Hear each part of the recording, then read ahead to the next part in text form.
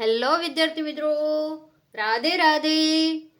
તો આજે જ્ઞાન સહાયકની ઓફિશિયલી જાહેરાત આવી ગઈ છે.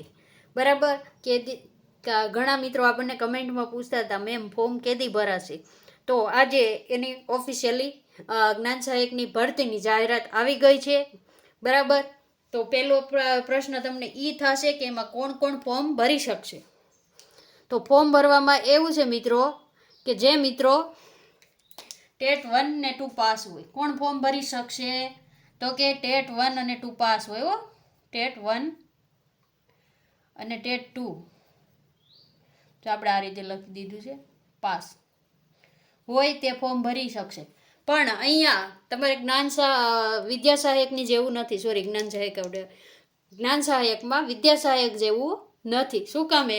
તો કે વિદ્યા સહાયકમાં કોને કોને ફોર્મ ભરવા દીધા હતા ભરતીમાં?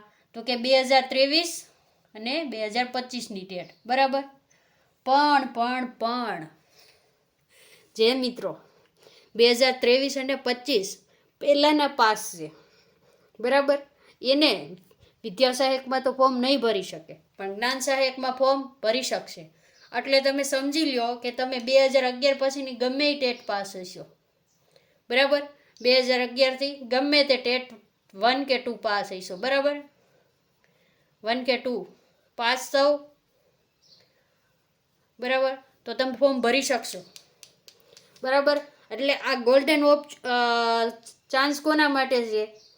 કે જે મિત્રો 2023 અને 25માં ટેટ 1 કે 2 પાસ નથી કરી અને જેને નીચું મેરિટ છે, જેને વારો નથી આવ્યો ભરતીમાં અત્યાર સુધીમાં, અને જેને 2011થી ટેટ 1 પાસ કરી છે, એને વિદ્યા સહાયકમાં તો એનું 2015માં કર્યું હોય, 2018માં કર્યું હોય, 2011માં કર્યું હોય, તો એને અત્યારે ભરતીમાં નથી ગણતા. તમારું રિઝલ્ટ 5 વર્ષની વેલિડિટી છે આપણે ટેટ 1ના રિઝલ્ટની, એટલા માટે. પણ જ્ઞાન સહાયકમાં ગણશે. એટલે જો તમારે સાવ નવરા બેઠા હોય ને 21,000 પગાર જોતો હોય, કેટલો? 21,000, તો આજથી, બરાબર, ફોર્મ ભરાવાનું ક્યારથી ચાલુ થવાનું છે?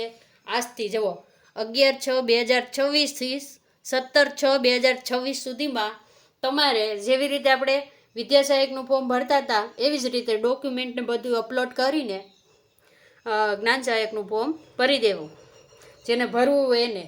બરાબર, અને આ તમારે જિલ્લા લેવલે પછી મેરિટને એ બહાર પડશે. અને આપણે વિડીયો છે ને, તમે આપણી ચેનલને સબસ્ક્રાઈબ કરી લેજો. બરાબર, કે જેવું જ આ પોર્ટલ ખુલશે ને, આજે 14 કલાકે કીધું છે, એટલે 2 વાગ્યે જેવું પોર્ટલ ખુલશે ને પ્રજ્ઞાવાળું, બરાબર, આ ફોર્મ તમારે ભરવાનું છે, એની લિંક આપણે ડિસ્ક્રિપ્શનમાં દઈ દઈશું. અત્યારે અહીં લખતા નથી. પ્રજ્ઞાવાળું છે, સર્વ શિક્ષા અભિયાનનું પોર્ટલ છે, જે માધ્યમિકને ઉચ્ચ માધ્યમિકની જ્ઞાન સહાયકની ભરતી કરે છે, એમાં જ આપણું પણ આવશે.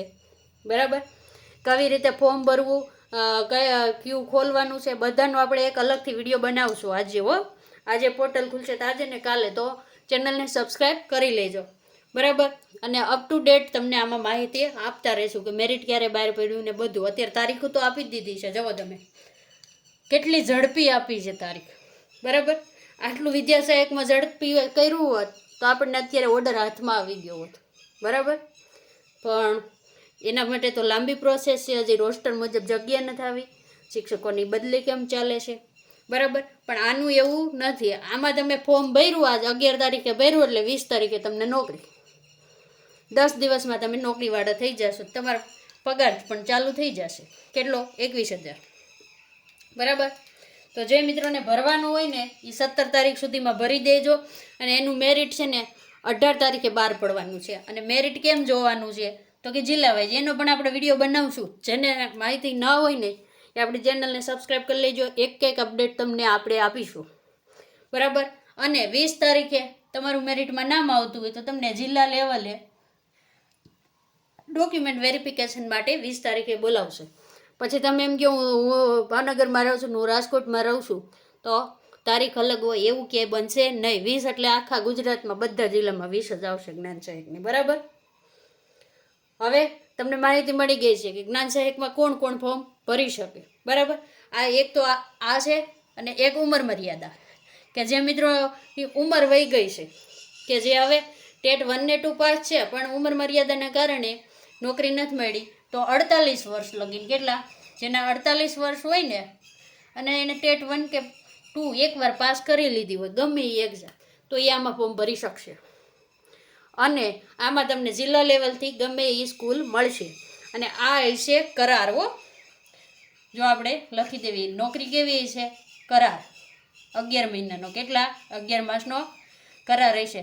પણ આમાં પણ આ વખતે એક સુધારો થઈ ગયેલો છે કે જો તમે કરારમાં લાગ્યા અને 3 કે 4 કે વધી નાલો 5-6 મહિના થયા, બરાબર, અને ત્યાં શિક્ષકોની ભરતી થઈ ગઈ, 1 થી 5માં જેને લેવાનું છે એને ખબર છે કે વિદ્યા સહાયકની ભરતી થશે એટલે તમને છૂટા કરશે, બરાબર. તો કે ત્યાં શિક્ષક આવ્યા ભરતી કરી, તો આ લોકોને શું કરશે, જે કરાર આધારિત છે ને શું કરશે, એને સીધા છૂટા કરી દેશે. પહેલાં શું જોગવાઈ હતી કે જે તમે જે સ્કૂલમાં હોય ને ત્યાં શિક્ષક આવી જાય ને તો પછી જિલ્લામાં બીજી જગ્યાએ ખાલી હોય ને ત્યાં તમને સમાવી લેતા હતા. આ વખતે એવું નથી. દાખલા તરીકે તમે એક ઉદાહરણ આપું છું, હાલો કે મારો અમરેલી જિલ્લો છે, બરાબર, અમરેલી જિલ્લો, એમાં મેં ધારી લીધું, ધારીની કોઈ પ્રાથમિક શાળામાં લીધું, હાલો, બરાબર. એ પ્રાથમિક શાળામાં વિદ્યા સહાયકની ભરતી થઈને એ શિક્ષક આવી ગયા, બરાબર, પ્રોપર ધારીમાં જ હતું મારું એ સ્કૂલ, બરાબર. શિક્ષક આવ્યા એટલે હું જ્યાં ધારીની સ્કૂલમાં હતી ને ત્યાંથી મને છૂટા કરી દેશે. પછી ધારીના બીજા ગામડા છે કે દાખલા તરીકે ધારીનું ભાડર છે કે કાગદડી છે, ત્યાં જગ્યા ખાલી હોય ને તો મને સમાવશે નહીં. આ નિયમ આખરે બદલાઈ ગયો છે, પહેલાં એવો નહોતો. તમને પહેલાં કેવો હતો કે તમે ધારીમાં હોય, આપણે ઉદાહરણથી સમજાવ્યું છે એટલા માટે હો, અને શિક્ષક આવ્યા તો આ સ્કૂલમાંથી તમને છૂટા કરી દઈ, તમે ધારીની જે સ્કૂલમાં હતા એ, પણ એની જગ્યાએ ગામડાની કોઈ સ્કૂલમાં શિક્ષક ઘટતા હોય તો ત્યાં તમને સમાવી લેતા. આ વખતે એવું નથી, એટલે આ વખતે એટલો ફેરફાર થઈ ગયો છે. અને પહેલાં 40 વર્ષની ઉંમર હતી, હવે 48 વર્ષની કરી દીધી વયમર્યાદા, એટલે એમાં વધારો કરી દીધો છે. અને પગાર તો ફિક્સ જ છે, તમે 1 થી 5માં ભરો કે 6 થી 8માં ભરો. અને નિયમ આ વખતે એવો પણ છે કે ટેટ 1 દર વખતે નથી અકાવતા, બરાબર. જ્ઞાન સહાયકમાં આ વર્ષથી ટેટ 1 વાળા ફોર્મ ભરી શકશે. શું કામ? પહેલાં છે ને જ્ઞાન સહાયકમાં ટેટ 1 વાળાને લેતા જ નહોતા 1 થી 5માં, હવે લેશે. આ વર્ષેથી ટેટ 1 પાસ વાળાને લેશે. અને તમને જાણીને નવાઈ લાગશે કે તમને ખબર છે જ્ઞાન સહાયક કેટલા ભરવાના છે અત્યારે? કમસે કમ જો તમે જોવો ને તો બધીમાંથી 19,000 શિક્ષકો ઘટે છે. કેટલા? 19,000 પ્લસ શિક્ષકો ઘટે છે, ધ્યાન રાખજો. અને જ્ઞાન સહાયકમાં પ્રાથમિકમાં કેટલા ઘટે છે? તો કે 12,000 પ્લસ. તો આ 12,000 પ્લસ શિક્ષકોની જ્ઞાન સહાયકને અત્યારે ભરવાના છે. કેટલા ભરવાના છે? એમાં આ 12,000 પ્લસમાં 7,000ની આજુબાજુ છે, 7,000ની આસપાસ જ્ઞાન સહાયક છે, જે 6 થી 8 ગણો ભરતી નથી, એમાં 7,000ની આસપાસ છે. તો કેટલા ભરવાના રહેશે? તો કે હજી 5 થી 6,000 ભરવાના રહેશે. એ 1 થી 5 વાળા આવે, બરાબર. અને આ હજી 7,000 હતા ને એના પણ અત્યારે લગીને કરાર રિન્યુ નહોતા કર્યા. એ પરિપત્ર આવી ગયો છે કે રિન્યુ થઈ જશે. શું થઈ જશે? રિન્યુ થઈ જશે, બરાબર. જો આ 11 મહિનાનો કરાર પૂરો થઈને તોય તમારે રિન્યુ કરવો પડે, એટલે માથે લટકતી તલવાર તો ખરી જ છે. તો હવે તમારે વિચારવાનું છે તમારે જ્ઞાન સહાયકમાં ફોર્મ ભરવું કે નહીં. વિદ્યા સહાયકમાં ફોર્મ ભર્યું જ છે 11,000ની ભરતી વાળાએ, તો એ અત્યારે એટલા અસમંજસમાં આવી છે ને કે વાત પૂછો કે અમારે ભરવું કે ના ભરવું, શું કરવું. હવે એ નિર્ણય તમારો છે કે તમારે 4-5 મહિના હાટું ભરવું છે કે નથી ભરવું, બરાબર.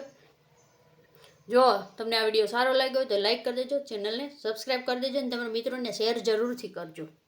કારણ આની પલે પલની માહિતી અપડેટ આપણે રોજે વિડીયોમાં તમને દઈ દઈશું, બરાબર. વિડીયોને પૂર્ણ કરી છે. રાધે રાધે.